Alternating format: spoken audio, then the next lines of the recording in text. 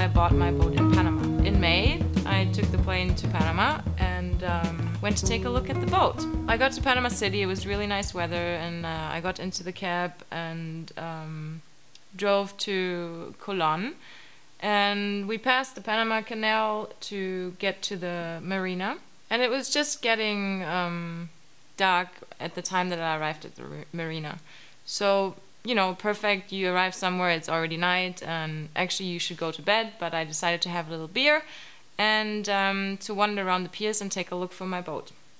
It wasn't there. So the next morning I woke up at 5 o'clock. Again, I took a look around the harbor to look for my boat, and finally I found her. It was the really worst looking boat in the marina, or maybe the second worst. I think there was one that was even worse than mine. Not only that, it wasn't lying at the pier, as you can see. There were some struggles with the marina, and it took about 2 days to finally get the boat back to the pier. The first time when I entered my ship, I had a little shock because I was deep down in the jungle of mold.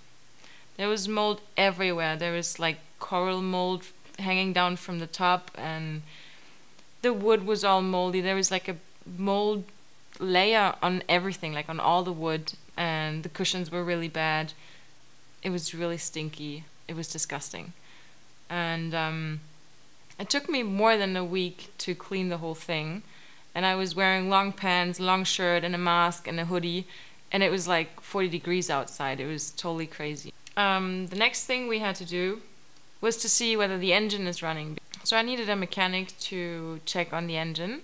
And I found Greg, who's a really nice guy, and he spent about 2 days with me down in the bottom of the ship to check the engine. And in the end, he got it running. Toby checked all the electricity with me, all the cables and the instruments. And also I had to go and clean the hull of the boat because there's like a huge underwater forest on the hull. After another week or so, it was the first time that we actually decided to take out the boat, which was really exciting. Greg, the guy who helped me with the engine, went with me, and another couple from the marina. So I didn't have to go all by myself with the first time with my new boat. And it was really great. We only motored for the first time. There was no sailing, but it was just really crazy being on your own boat, being the captain, and yeah, it was a great feeling. The last thing I really had to do was I had to go through all the stuff that was on the boat. I needed to do a list, like what kind of materials do I have, what kind of tools are there, so I could actually make a list what I need to replace or what I need to order when I go back to Germany. There's a little treasure that I found.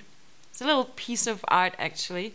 It was a package of old developed pictures, and they had gotten wet over the time, and the color had been eaten by the humidity. And there was like a couple of pictures who looked really, really cool.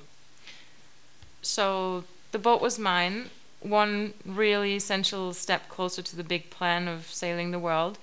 And all the basics had been dealt with, and now I had to go back to Germany and deal with a couple of bureaucracy stuff, like getting rid of my flat, sell my car, you know, kind of stuff that you have to, kind of additional preparations that I need to do before I get going. But more about that next time.